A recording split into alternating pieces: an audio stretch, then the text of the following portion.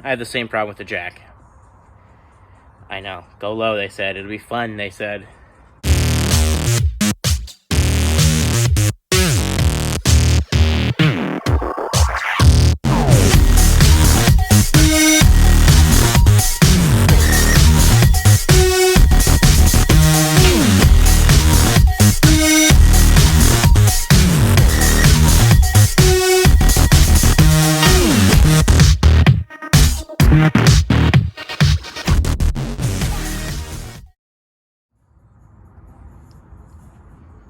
Alright, so one advantage to doing oil changes in my A86 Corolla is, you can see the oil filter right there, it's really easy access.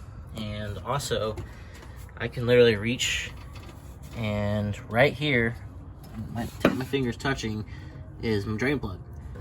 I can actually do an oil change from above the car. That's the pro.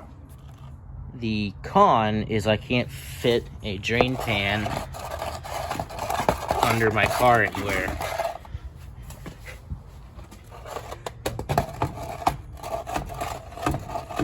I had the same problem with the jack.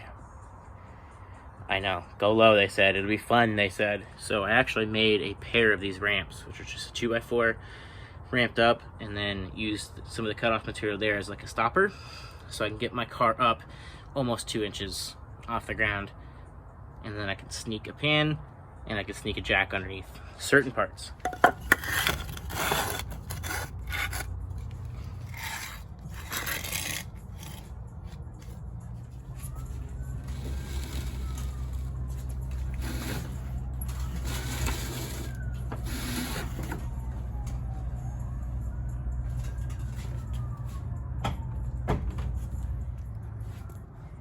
And now,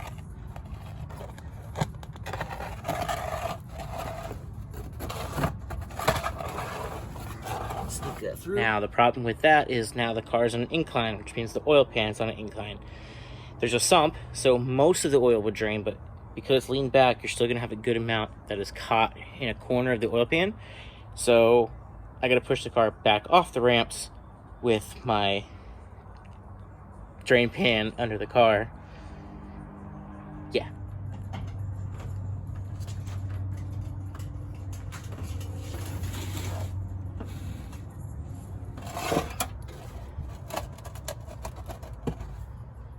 And yeah, it won't go completely under the oil pan because it hits the oil pan, but the drain plug is completely over the oil pan, so all the oil drains into the pan. It's a 14 millimeter.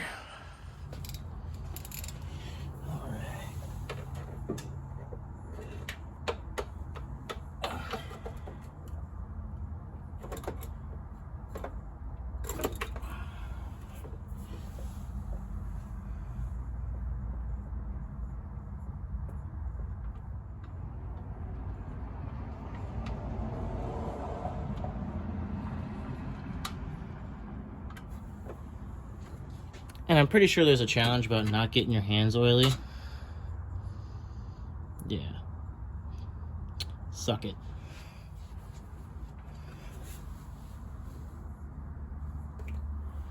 Alright, just to see where we're getting midstream. It's dark, but it's not that bad. Yeah, that's actually not that bad. Not a lot of metal. That's just dust and bubbles. But not a lot of metal. Pretty clear, actually. It's dark, but clear. So.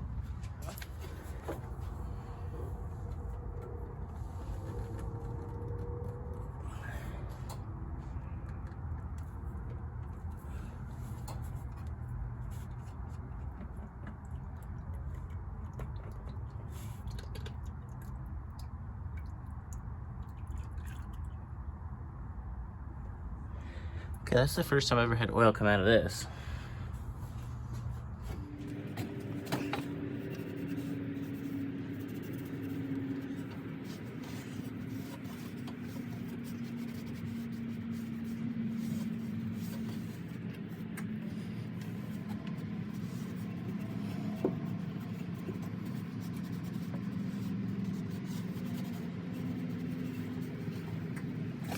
those wondering, I run a Wix oil filter, part number 51348. It is actually the same oil filter that comes in a Lexus LS400. It's a easier to find oil filter, and it's a little bit bigger, so I recommend these. Ironically, now, many years later, I actually own a Lexus LS400, and so that also helps me keep my inventory down.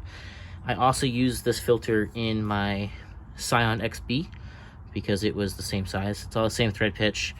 The seal fits. It's just this is a larger size compared to the other ones because it's a V8, so it has a lot of oil and filters a lot of oil. So a larger filter helps with filtering extra material and help keeping the flow of oil up.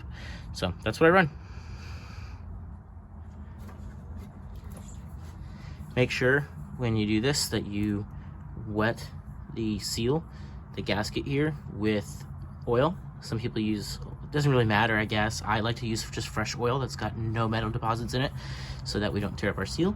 But just dab your finger in the bottle and then give it a little ring of fluid. You can see right here, dab in the bottle and give it just a little ring of oil in there. That'll help lubricate it so it doesn't get torn up when you install it.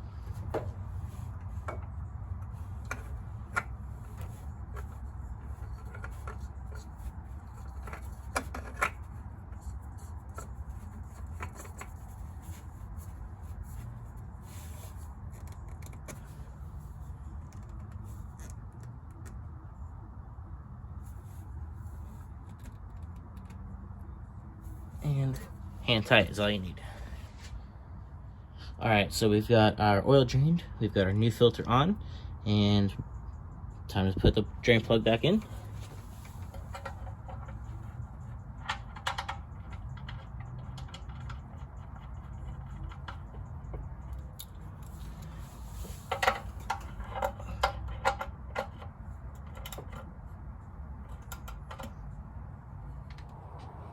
All right, when it comes to oil, this is my preference. Valvoline 10W30, full synthetic.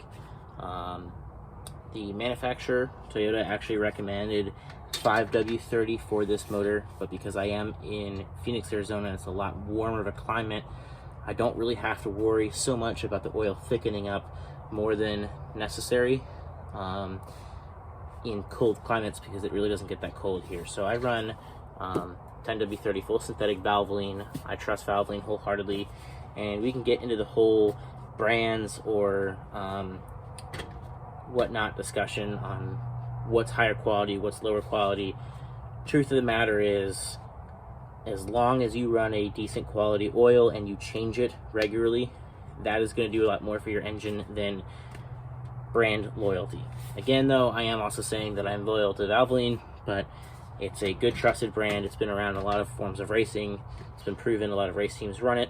Nothing wrong with it, and I change it super religiously, so I don't think I'm going to get significant gains from one particular brand to the other with how often I change it. It is still staying lubricated, it's staying clean, and it's staying healthy for my motor. And this is actually how I keep track of my running time and my oil changes and all my maintenance. So in here, my gauge cluster is two things. It's oil pressure and it's this timer. Now this timer runs, it's an hour timer, and it runs anytime that this ignition switch is on, which means my ECU is on. So there are times where the ECU will be powered on when the car's not running, but it's pretty rare. And it's very negligible time. We're talking a couple minutes here, a couple minutes there. That's about it. It doesn't add up to a ton of time. So after a very long time, after a couple 100 hours, I might be off by an hour, maybe two, but that's about it. So I change oil pretty much every 10 hours roughly on the car, because that usually equates to me driving the car to the track, me driving it for 5 hours, me driving it home, and then a little bit of the street driving that I do just here and there. then it gets an oil change. I like to do an oil change every event, or at least every other event, because I am abusing it. So I am beating the car hard, I am getting it hot, I am getting it nice and warm, I am cooking oil, so it gets abused a lot more than a street car would. So I do oil changes a lot more frequently than a street car. Pretty much every other event gets an oil change if it's like a standard drag and drift event, and then if it's a big event like what I'm going to do, it will have fresh oil every time.